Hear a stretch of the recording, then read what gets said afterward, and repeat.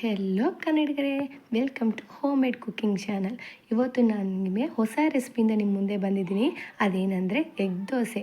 ಇದು ಹೇಗೆ simple and ಟೇಸ್ಟಿಯಾಗಿ ಮಾಡೋದಂದು ತೋರಿಸ್ಕೊಡ್ತೀನಿ. ಬನ್ನಿ, ನನ್ನ ಚಾನಲ್ ನಿಮ್ಗೆ ಇಷ್ಟ ಆದರೆ ನನ್ನ ಚಾನಲ್ನ ಸಬ್ಸ್ಕ್ರೈಬ್ ಮಾಡಿ, ಶೇರ್ ಮಾಡಿ, ಲೈಕ್ ಮಾಡಿ, ನನಗೆ ಎಂಕರೇಜ್ ಮಾಡಿ.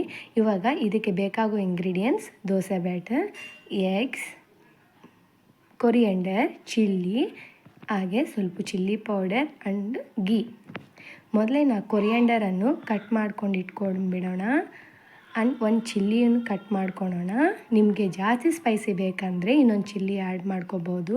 ನಾನಿವಾಗ ಒಂದು ಚಿಲ್ಲಿ ಕಟ್ ಮಾಡ್ತಾಯಿದ್ದೀನಿ. ಆ್ಯಂಡ್ ನೆಕ್ಸ್ಟ್ ಒಂದು ಬೌಲ್ ತಗೊಂಡು ಅದಕ್ಕೆ 2 eggs ಬ್ರೇಕ್ ಮಾಡಿ ಹಾಕ್ಕೊಂಡ್ಬಿಡಿ.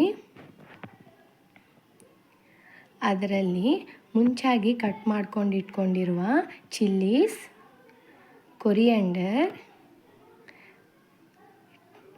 ಟೇಸ್ಟಿಗೆ ಸ್ವಲ್ಪ salt and chilli powder add ಮಾಡಿ ನೀಟಾಗಿ ಕಲಿಸ್ಕೊಂಬಿಡಿ. ಇವಾಗ ನಾವು ಸ್ಟವ್ ಮೇಲೆ ಪ್ಯಾನ್ ಇಟ್ಕೊಂಡು ದೋಸೆ ಹಾಕ್ಕೊಳ್ಳೋಣ. ನೀಟಾಗಿ ದೋಸೆ ಹಾಕ್ಕೊಂಡು ನೆಕ್ಸ್ಟ್ ಅದಕ್ಕೆ ನಾವು ಕಲಸಿ ಇಟ್ಕೊಂಡಿರುವ ಎಗ್ ಹಾಕ್ಕೊಳ್ಳೋಣ.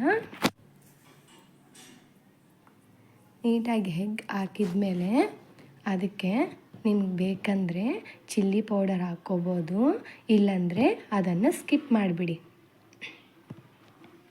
ನಾನಿವಾಗ ಇದಕ್ಕೆ ಸ್ವಲ್ಪ ಚಿಲ್ಲಿ ಪೌಡರ್ ಆ್ಯಡ್ ಮಾಡ್ತಾಯಿದ್ದೀನಿ.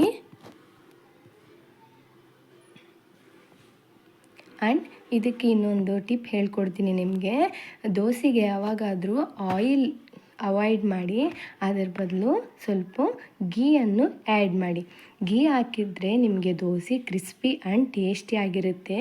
ನಾವು ಸ್ಪೈಸಸ್ ಹಾಕ್ತೀವಲ್ಲ, ಅದು ಅಷ್ಟು ಸ್ಪೈಸಿಯಾಗೇ ಇರೋಲ್ಲ, ಭಾಳ ಟೇಸ್ಟಿಯಾಗಿರುತ್ತೆ. ಇದನ್ನು ಒಂದು ಸಲ ನಿಮ್ಮ ಮನೆಯಲ್ಲಿ ಟ್ರೈ ಮಾಡಿ, ಹೇಗಿದೆ ಅಂತ ನನ್ನ ಕಮೆಂಟ್ ಸೆಕ್ಷನಲ್ಲಿ ಕಮೆಂಟ್ ಮಾಡಿ.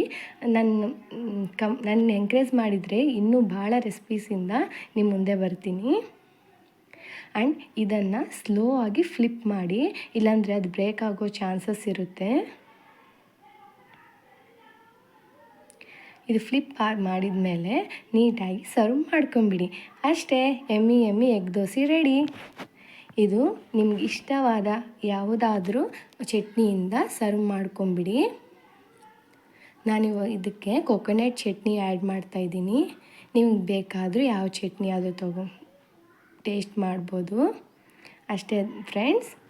ಓಕೆ, ನೆಕ್ಸ್ಟ್ ಕಂಟೆಂಟಿಂದ ನಿಮ್ಮ ಮುಂದೆ ಬರ್ತೀನಿ.